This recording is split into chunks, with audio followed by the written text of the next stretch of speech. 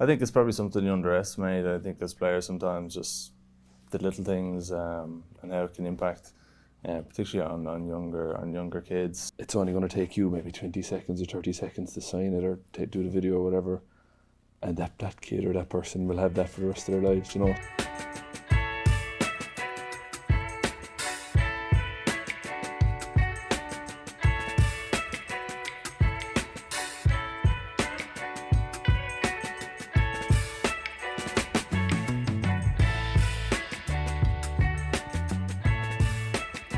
Well, what's crack, man?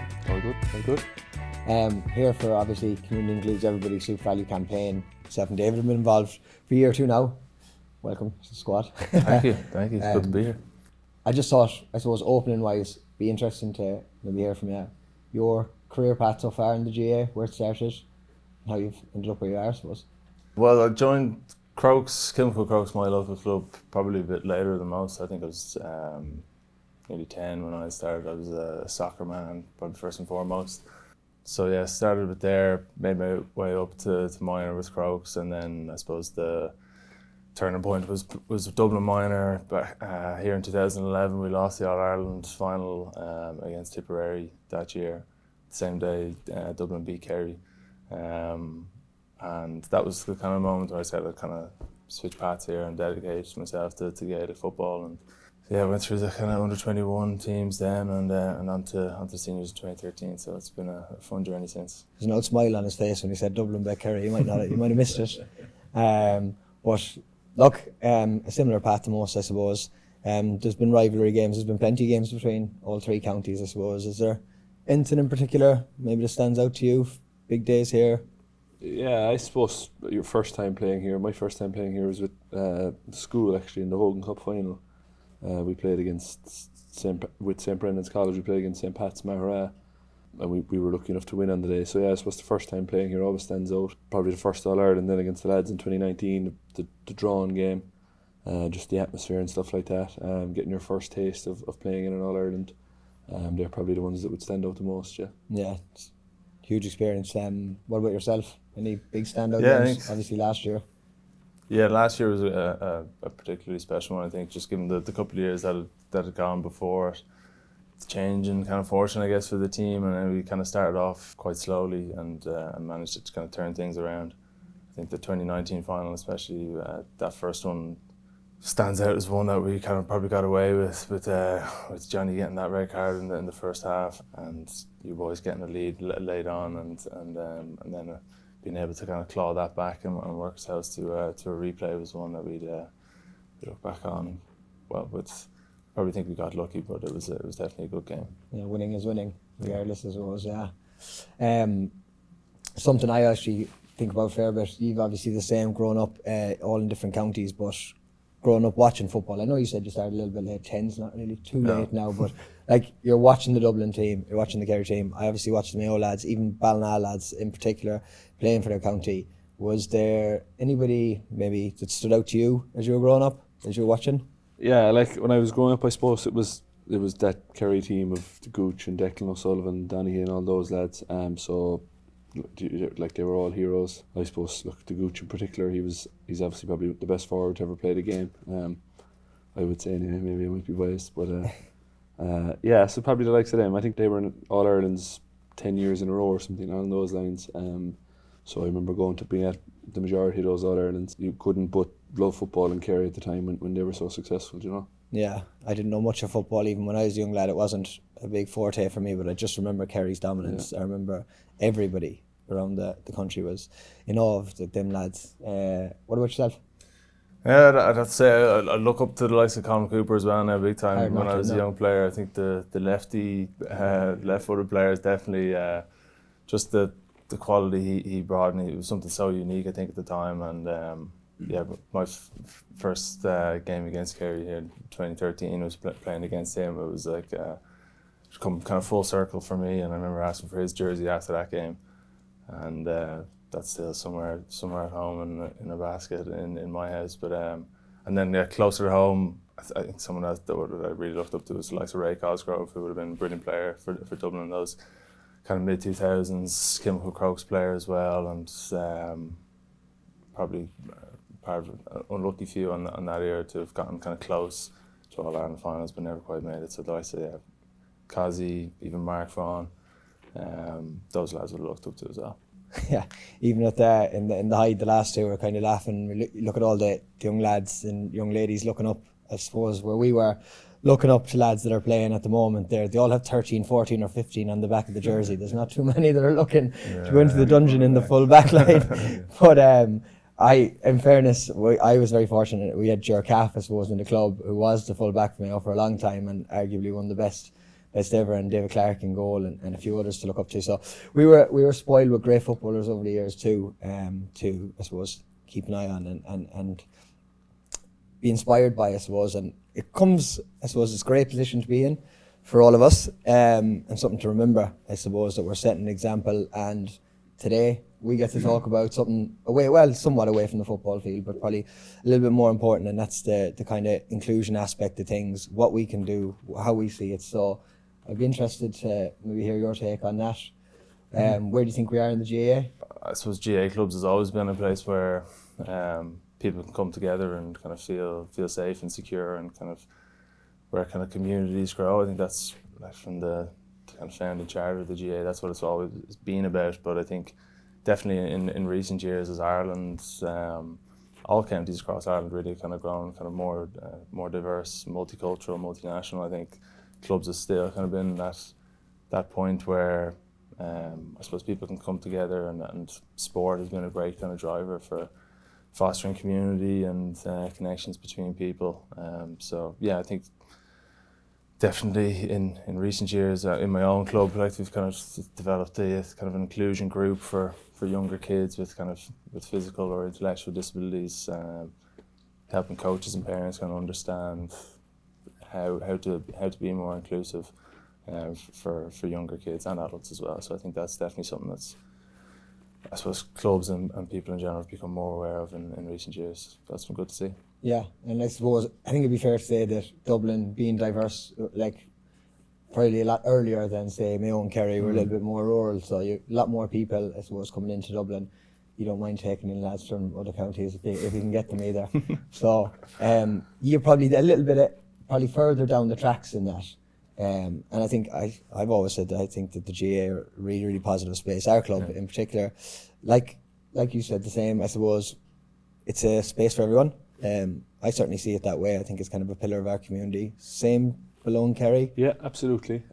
As you said, I suppose, just by the nature of where we're located, it's of course it's diverse, and there's a load of different nationalities, of course, but it's probably a bit further, a bit less down the tracks, I should say. But yeah, absolutely. I mean, I suppose the GAA, the great thing about the GAA is if you have a family member involved, generally the rest of your family are going to be involved in some sense. If it's your parents that are involved in committees, or maybe they're giving out tea and sandwiches after games, or you have brothers and sisters maybe who start in the younger teams because they look up to their brother and sister who's playing. So it's brilliant once you can get someone from those kind of families in, because the rest of the family then also feels like they have a role within the club, which is the great thing about the club, in the sense that there is something for everyone. Yeah, agreed. And it's even supporters, even people coming in. I see so many more people rowing in behind teams when got a family member involved. They might never have looked at the GAA before that. I actually had I have a family friend who lives down in Kerry, and they actually made contact with me. His daughter was going for an underage Kerry team for the first time ever, and kind of got to talk her through, I suppose, the trials, and I suppose kind of building the confidence and, sticking to the basics, all them things. But it was actually a lovely moment or time kind of spent with somebody that we might not know each other very well, but it's lovely that somebody even down your neck of the woods come up and ask a couple of questions. I suppose it reminds you of the privileged position we're in.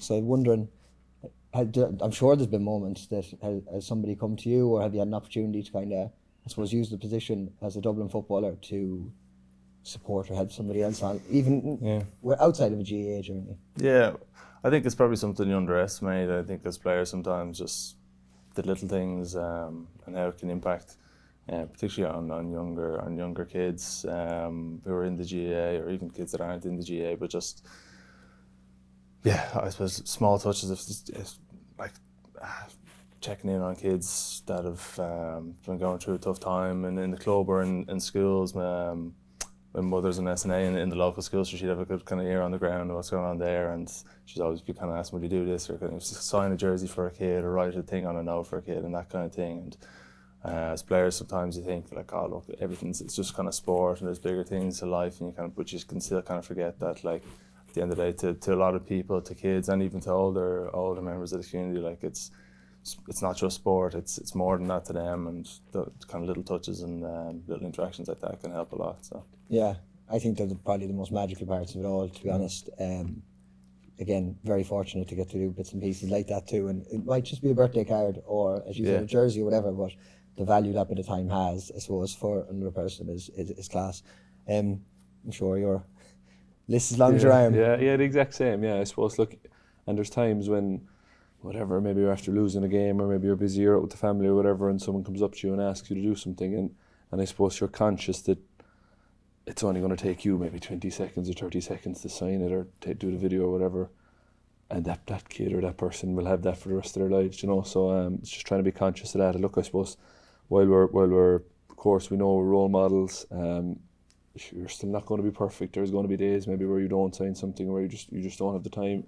But it's trying to be conscious of that thing. I always just try and keep it in my head that this is only going to take me 30 seconds, and this person's going to have it for however long. So it's and I suppose it's just, as you said, it's nice to be in a position that kids look up to you too, you know. Yeah, I think so. And you touched on a really important point too, is that the imperfection of it all. Yeah. People are going to look up at Paul, they're going to look up at David, and they say, them fellas must be perfect to be in the situation they are, to be man of the match, All-Ireland winners, all of these things. They're saying them guys must be perfect, and I'd say, be safe enough to say that nobody sitting here, we're probably far from it, you know. And as much as you do want to be a role model, we have our own imperfections. We make mistakes all the time.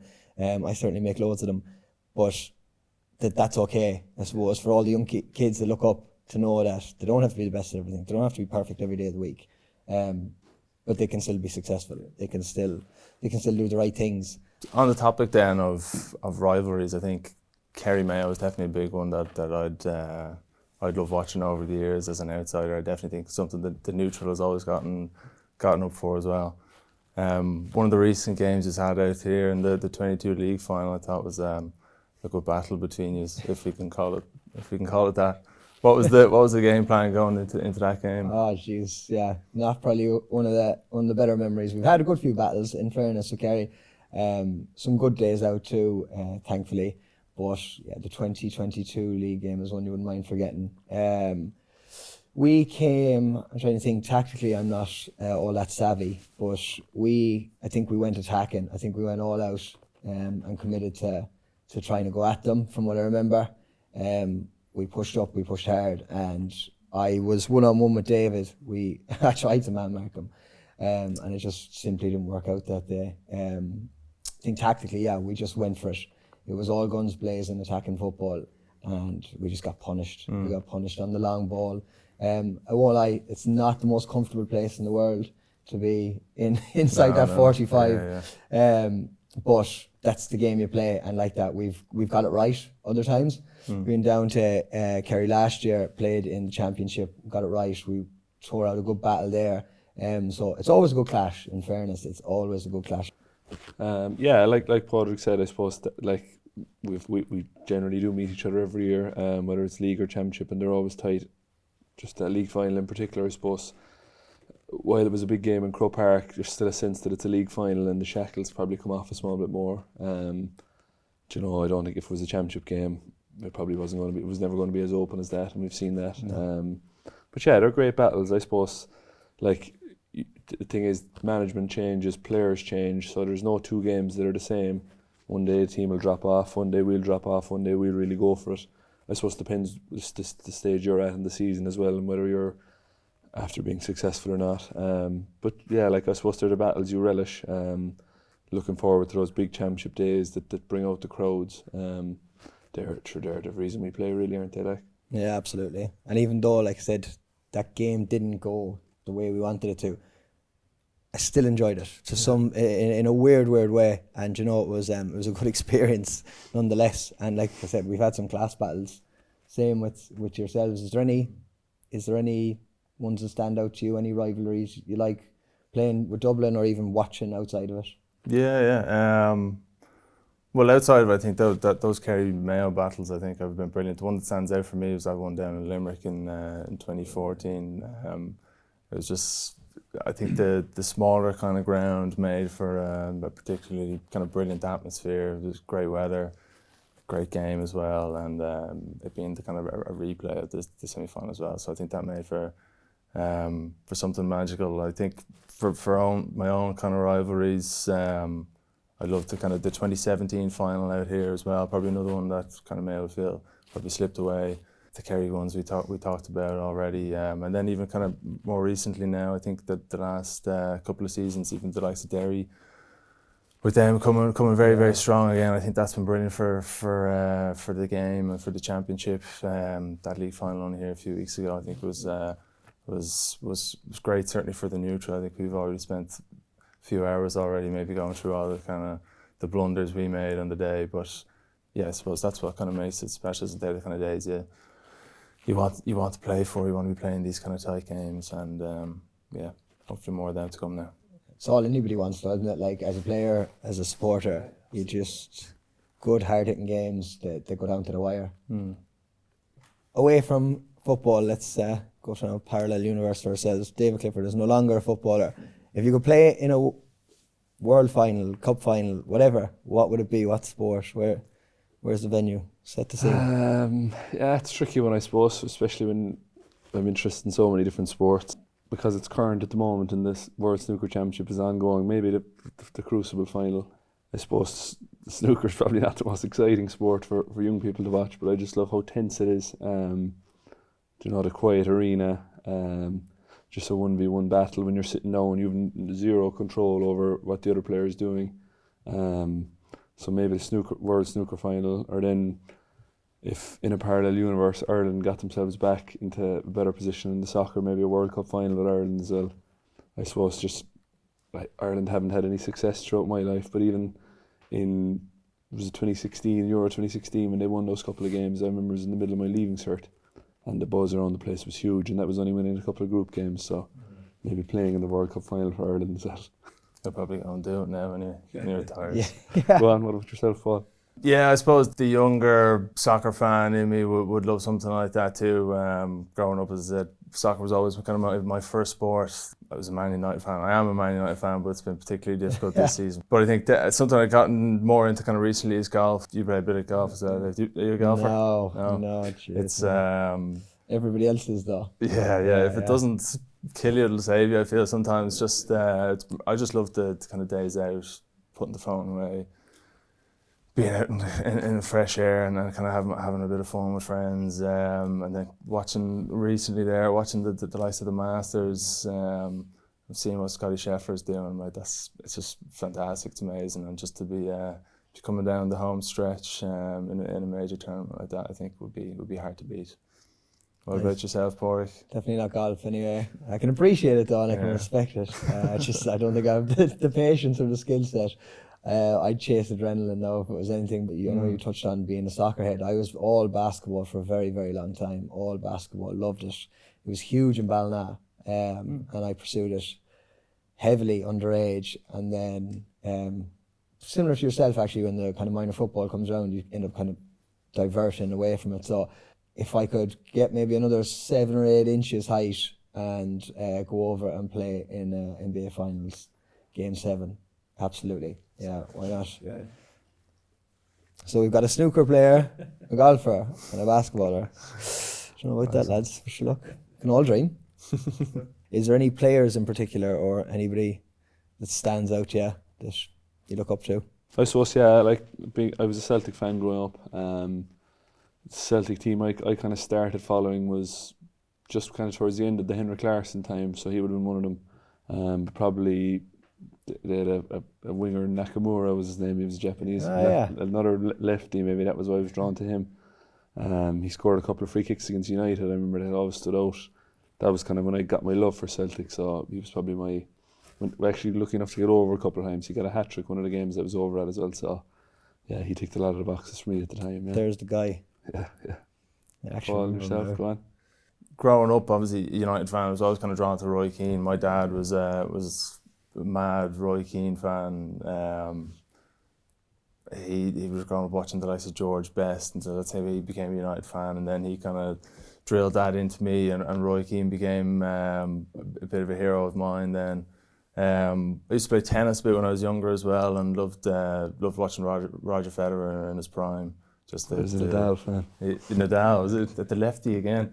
Yeah, but even that rivalry that's something that just kind of drew people to the sport probably that otherwise mightn't have been.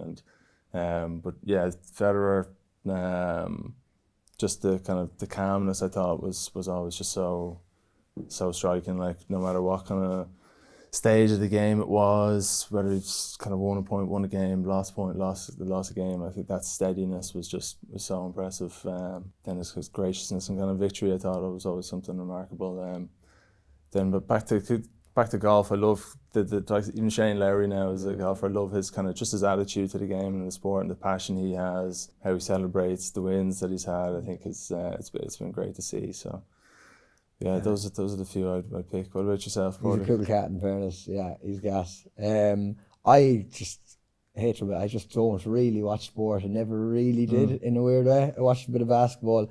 Never really followed it too closely. Would play everything, but never focused in. Did watch a bit of United now in my years. My young lad is supporting them too, so I feel your pain.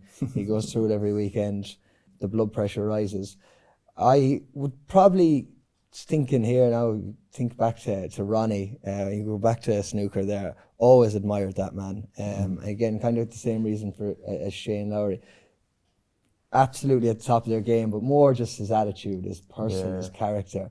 I've always found him very interesting and entertaining, so I think he's going to get the nod from me today. He's a flawed genius, really, isn't he? Like, but yeah, Jesus, yeah, he's great description of a man. Yeah.